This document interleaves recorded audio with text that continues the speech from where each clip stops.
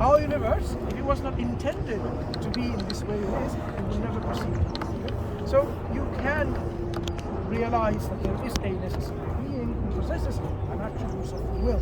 And when you give an attribute of will to a being that demonstrate awareness, self-awareness, choice and self-awareness, that being will be someone who is conscious, someone who will be living. So many attributes you will come to the conclusion about our Creator.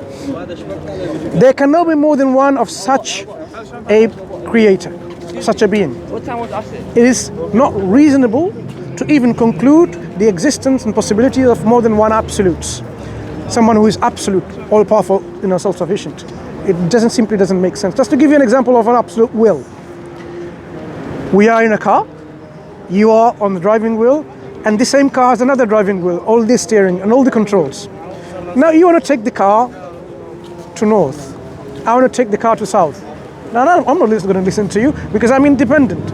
I have my own choice. I have my own will. Where's the car going to go? I agree Yeah. with you. So even using these examples like this, we can understand that there cannot be two absolutes because there will be conflict of will.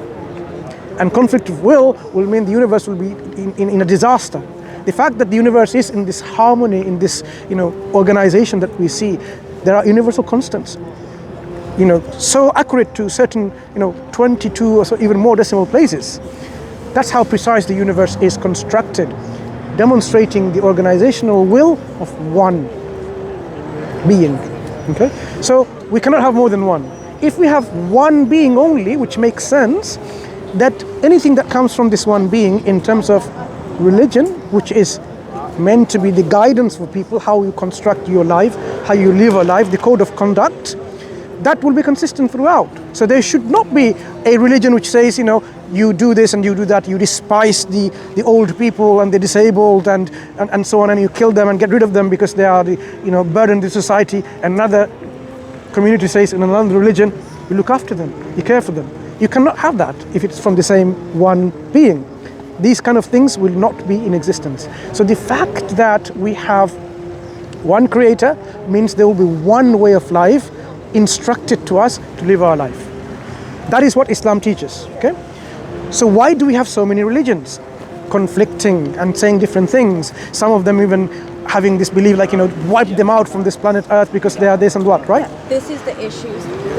We say Islamically, I understand, we say Islamically, our Creator revealed the guidance, the same consistent guidance, to be applied by the people through prophets and messengers. Yeah. But what happened is, as time went, people corrupted these messages. Yes. They failed to keep it pristine, clear, and preserve it. They failed to preserve it. And because of this, the message got corrupted, diluted, embellished, and so on and so forth. And that's why you have all of these problems that we see, because it is not the true message from God. So we say God, our Creator, when we say God, is a being who is worthy of worship. That's simply what God means, a being that deserves our worship, our gratitude. I mean, if, for example, you did something to someone, it is not because you did it because of something. That person, knowing that you've done that out of your kindness, your compassion, they will thank you for it. That thankfulness, that gratitude they're offering you is what they need to do, not what you want from them. Okay? So that's their gratitude. We have to worship God because we need to worship God, not because He needs our worship. But I don't think we was created to worship. Okay, our Creator tells us that we were created for a purpose, to acknowledge Him and to be grateful to Him. And that essence of gratitude. But that's the bit I don't. Fine, we can discuss that. I know, I understand. That we was created the same way every other animal was created. We was created to live. We have moral compasses within us, whether the Creator gave that to us, whether an energy, whatever higher being is. We was created to be good and bad and live our lives. Okay. Not to live by rules and regulations. What if you follow what is good and avoid what is bad and you live your life? Are you following something? Maybe I am. Because when you're following something good, you are following. So you have a code of conduct, code of life. Yeah, but I don't agree with the rules and regulations. But do you agree? Do you agree that we need to live our life to the best for everyone, for me and for everyone else? Yeah. That means not harming others, not oppressing others, not being unjust to others. Yes. Now, suppose our Creator told us this is how we should live your life. Would you have a problem with that? No, so I agree with that. Yeah. So that's why when we say to live our life in a particular way of living, that is God's way for us to live, our Creator. So you're not against that, you're against a form of way of life which goes against perhaps what you consider to be good, what you consider to be right, what you consider to be correct. That is what we need to differentiate. So in essence, we don't disagree. We are disagreeing with that message out there which creates division, which creates enmity, hatred, bigotry, which creates between people this idea of tension and saying you are less than the other, they are better than you, and so on. Islam says this is not the message of God. That is not the message of God.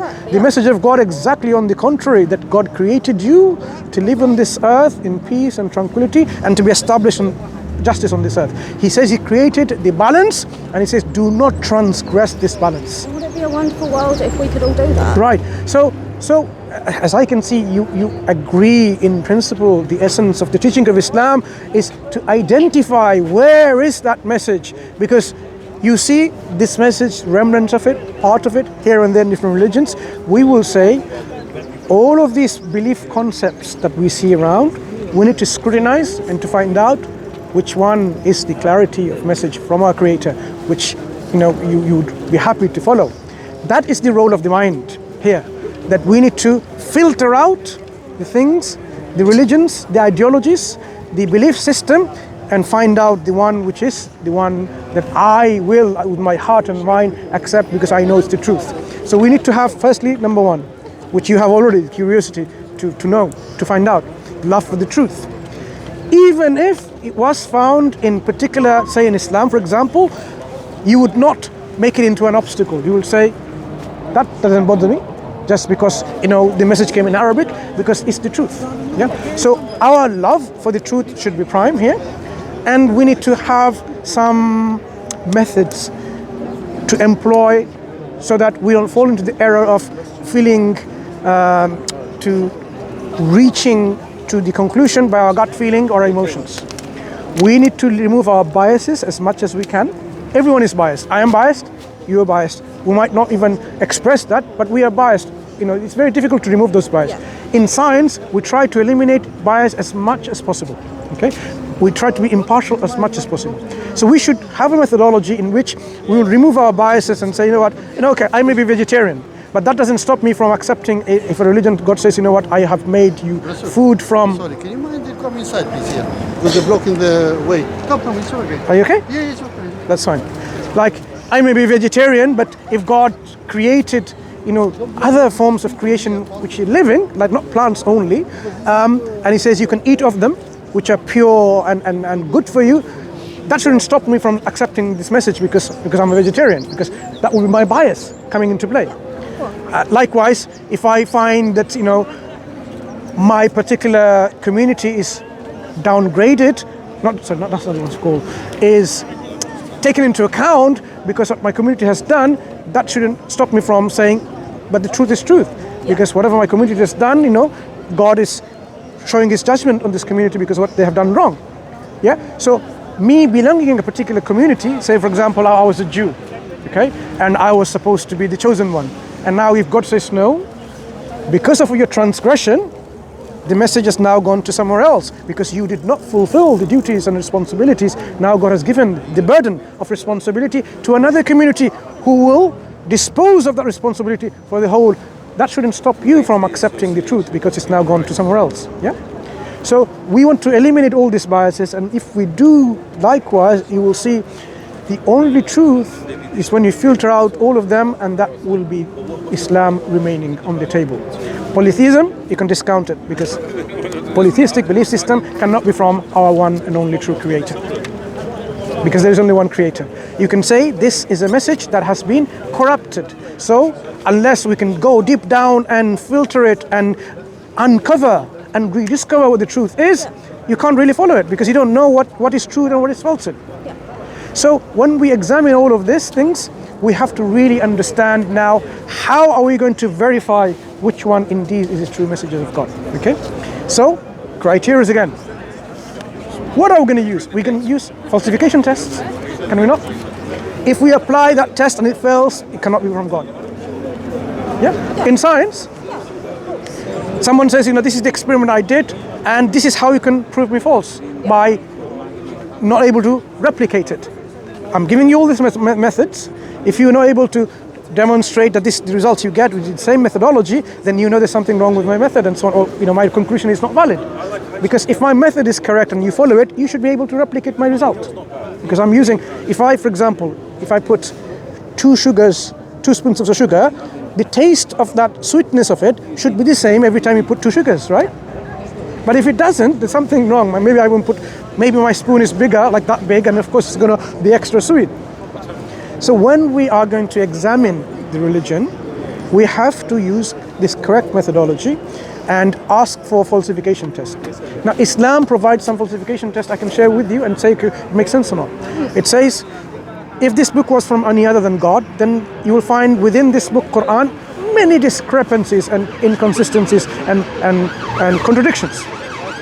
Now, I think that makes sense, because if a book came from the All-Wise, the creator of the heavens and the earth must know what he's created. He's not going to make a mistake of something about the reality and say, and gets it wrong. He's not going to make a mistake and gets history wrong, what happened to history in the past, because he's supposed to be the ever-living, all-knowledgeable creator, knowing every single thing that happens. So if we find a book that talks about things and contradicts and brings errors within it, then you can say it's got corrupted or it's not from God. Okay? And you can examine these books likewise. You can examine the Bible, you can examine the Bhagavad Gita, you can examine the books of the Buddhist scriptures, whatever that you fancy. And when you examine it, you can come to certain steps of realization of how true this is or not. So I'm going to give you some examples of a book that I'm not going to even mention the name of, first of all, right? Then you can appreciate how we can filter these things. If a book describes about our Creator, it must describe God in perfection. Yeah. Suppose this book says God was angry with people. He destroyed humankind once, and then he made a covenant with them. Say, you know what, next time I'm about to destroy mankind, this is what I'm going to do. I'm going to make a covenant.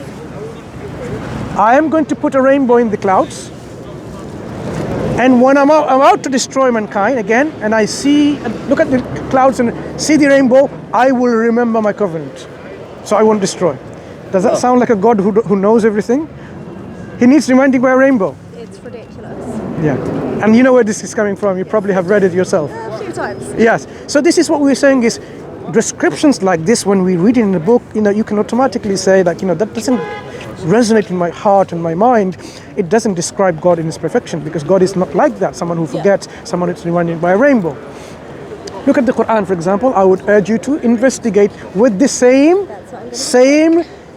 mental, or mindset rather, and see how the Quran describes God and how it describes God in his perfection or not. That's one thing. And examine the Quran and see whether the Quran gets mistakes and errors, contradictions and discrepancies and inconsistencies. Because if the Quran withstands that test, then we should be asking ourselves, how is it that the Quran, given over a period of 23 years, spanning a period of 23 years, and talking about all these things about astrophysics and biology, about economics, sociology, anthropology, about predictions of the future, talking about the past nations and communities, and yet it doesn't somehow get any of these problems or mistakes and errors or discrepancy, then you have to think really seriously and say, is it possible that this is coming from the knowledge of God? That's what the Quran says. This has been revealed with the knowledge of God, as a revelation from the Almighty, All-Wise, okay, for the guidance of us. The Quran also gives another falsification test. It says, if you think it's not from God, produce something like it. A whole book, 10 chapters like it, or a single chapter like it. Yeah. A single chapter is like about 3 verses. Okay? It was a challenge given to the people who were the masters of Arabic language at that time, and it came to person who wasn't even lettered. He was unlettered. He was known to be an unlettered person. So someone who came with a book in this linguistic excellence, because this is how even the critics of Islam will say this is a book of eloquence, how is it possible that they cannot even imitate something like it? Shakespeare can be imitated. So can be other poets and so on. Why is it impossible for the Quran to be imitated? This is something that for the last 1400 years Muslims have been asking this question to the non-Muslim critics who are knowledgeable, who are in the academia, who are professors in the universities. Okay, tell us, why are you unable to match the Quran? Sometimes people say, we are, coming up with excuses and there, and some people say, here you go, we've matched it, not realizing what the Quran is to be matched on. The Quran says bring something like it, not unlike it, like it. So you have to bring in the construction the Quran is in. This is the objective challenge, not a challenge of beauty and eloquence as popularly understood. Because eloquence is subjective, isn't it? Exactly. Beauty is subjective.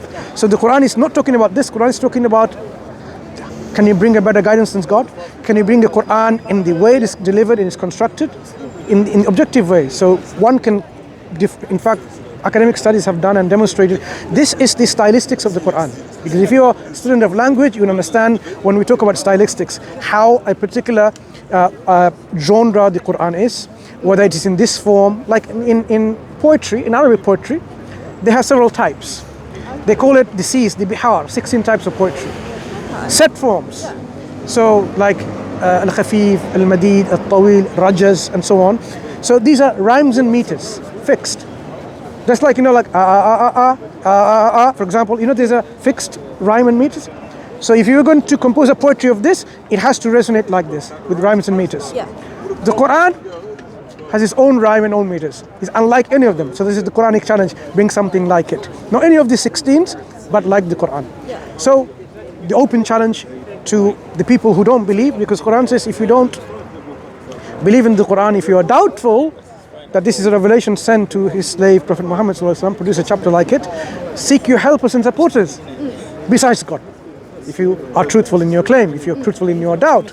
So the Quran doesn't simply say, look, do it yourself, like Mary, you might not know Arabic. It puts you into some kind of, what's this word, like this, incapacity because you're not able to do it. But the Quran doesn't stop you there from being just and says, look, no problem. Go and seek help and support from the people who can, people who know Arabic language. Okay, so that is the linguistic inimitability challenge of the Quran, to falsify it, to falsify the Quran. Yeah. Because if you are able to falsify it, bring something like it, then this is a human invention, because you can make something like it. But if you cannot, then you know that this is something that you have to now think about it. How is it impossible for me to imitate? Yeah. To give you an analogy from you see these constructions over there. This is how they're constructing the mold. They had this mold there, look like a mountain or a hill. Behind that is a building. Can you see that building? Yes. It's made of bricks. Did you know that? Stones and bricks connected to each other. Now, suppose I came and said, look, I am also an engineer, an architect, and I challenge you to make something like mine. Yeah. And you go and look at my particular building, and you see every single brick or stone is floating in space, free from each other. Not connected, free from each other, like this. You, as an engineer and architect, can you make something like it?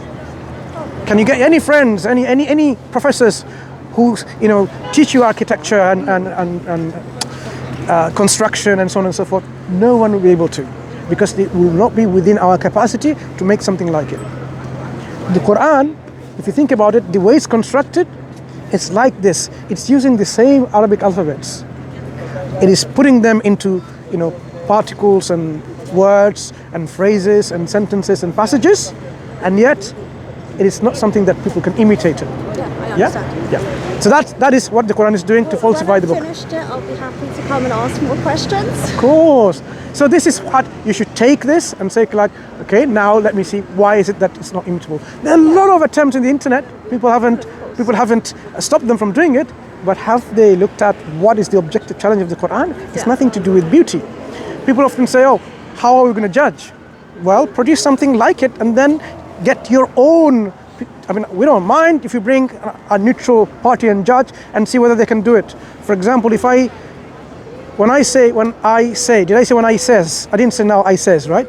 But you know, in English language, I mean, there is a grammatical acceptable form not in the everyday language in the street or in our communities. I can use an acceptable language, but when I'm about to write